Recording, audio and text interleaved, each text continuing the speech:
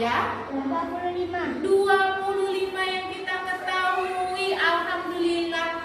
Sekarang Nabi apa yang kita pelajari kemarin? Wildan. Nabi Adam. Nabi Adam itu nabi yang keberapa? Ya? Yang pertama. Alhamdulillah, tepuk tangan semuanya. Nah, sekarang kita masuk lagi nabi yang berikutnya, yaitu tentang Nabi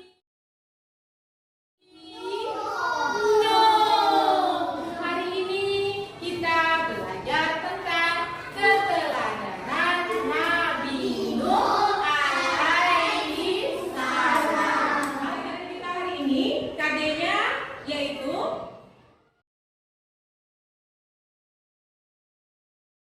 tujuan pembelajaran kita hari ini adalah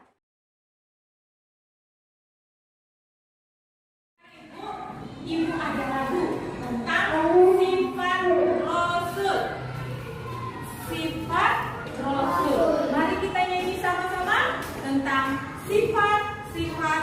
Dari lagu tadi ada berapa sifat-sifat Rasul? Ada? Yang pertama, sidik. Yang kedua, yang ketiga, yang keempat, Santana. Apa artinya sidik, Aska? Benar. Dapat dipercaya. Apa artinya tabligh?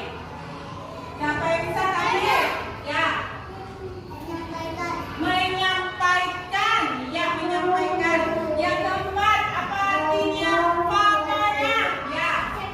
Cerdas. Tepuk tangan kita semua. Itu tadi adalah sifat-sifat dari Rasul. Nah, anak-anak ibu, dalam video tadi kita mau melihat nonton video tentang kisah Nabi Nuh. Diperhatikan videonya, diamati videonya, dan diingat tentang kisah Nabi Nuh alaihi.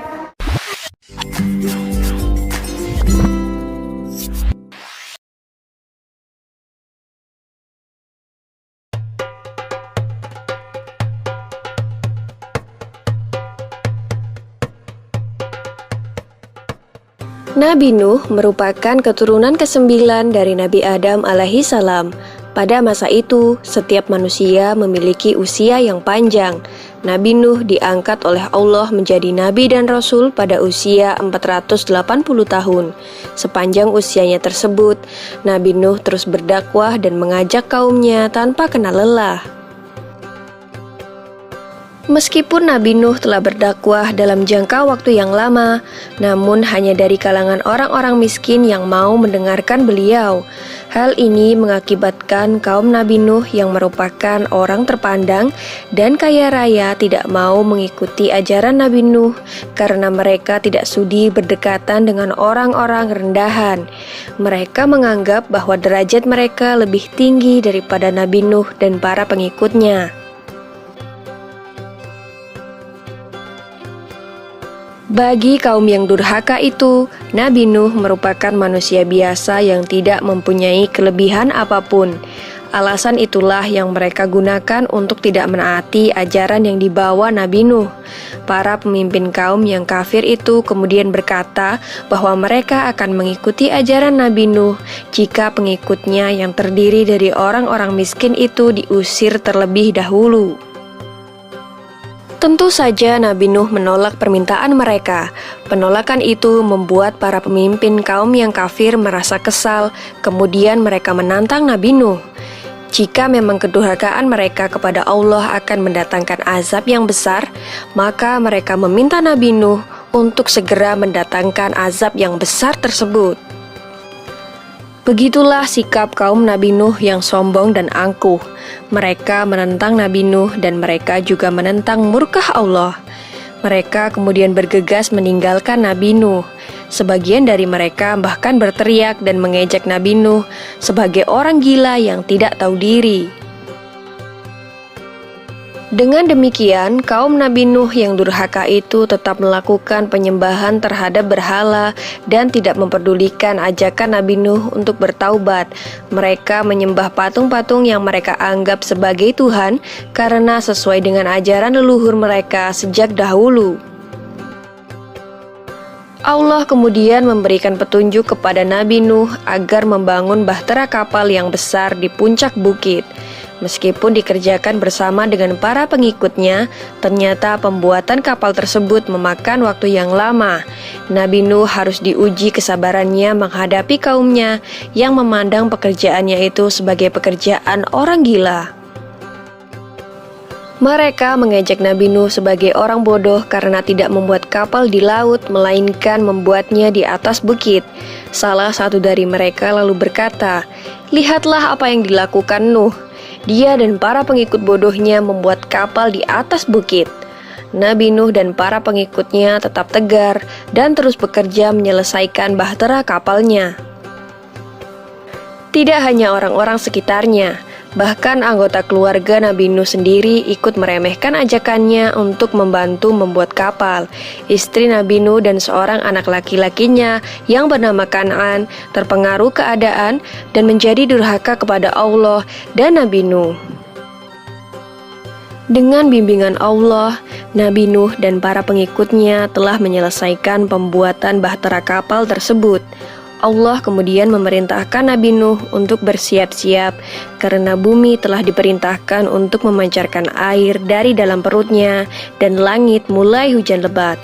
Nabi Nuh kemudian mengisi bahtera kapalnya dengan para binatang dan burung-burung terlebih dahulu. Berbagai macam jenis hewan mendatangi bahtera kapal Nabi Nuh secara berpasangan jantan dan betina. Tiada seekor jenis hewan pun yang terlewat, karena Nabi Nuh menunggu para hewan masuk dengan sabar. Bahtera yang besar itu ternyata dapat menampung segala jenis hewan yang telah masuk ke dalamnya. Dalam sekejap, banjir bandang melanda seluruh bumi yang mengakibatkan seluruh daratan mulai menghilang. Nabi Nuh yang berada di atas kapal terus berdoa kepada Allah untuk diberi keselamatan. Tak lama kemudian, beliau melihat putranya, Kan'an, yang berenang menyelamatkan diri. Nabi Nuh merasa tidak tega dan berusaha menyelamatkan putranya itu. Namun Kan'an ternyata masih keras kepala. Ia malah berenang menuju daratan yang tersisa karena berpikir mungkin ia akan lebih aman di sana. Namun Allah berkehendak lain. Ombak besar datang ke arah Kan'an. Ia pun akhirnya tenggelam tergulung ombak. Tak lama setelah seluruh kaum Nabi Nuh yang durhaka tenggelam, banjir berangsur surut. Nabi Nuh bersama para pengikutnya dan hewan-hewan yang berada di dalam kapal mulai keluar perlahan-lahan dan mulai membangun tempat tinggal mereka yang baru. Demikianlah kisah Nabi Nuh alaihissalam dalam membuat bahtera kapal raksasa. Semoga kisah ini bermanfaat bagi kita semua. Amin ya robbal alamin. Video tadi ada beberapa tentang keteladanan Nabi Nuh. Ada beberapa keteladanan Nabi Nuh. Yang pertama yaitu Nabi Nuh adalah utusan Allah. Yang kedua, dia taat kepada Allah. Baiklah Ibu, untuk tugas kita dari nonton video tadi, silakan diskusikan tentang video tadi dengan teman di sebelahmu. Sebelum bekerja, mari kita baca basmalah.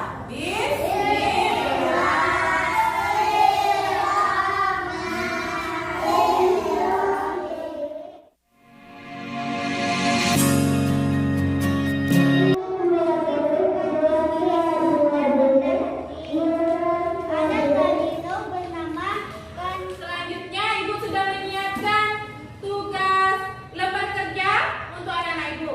Silahkan kerjakan tugas ini. Semuanya sudah ada jawabannya di video tadi.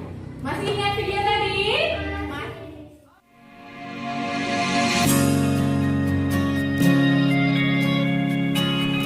Dari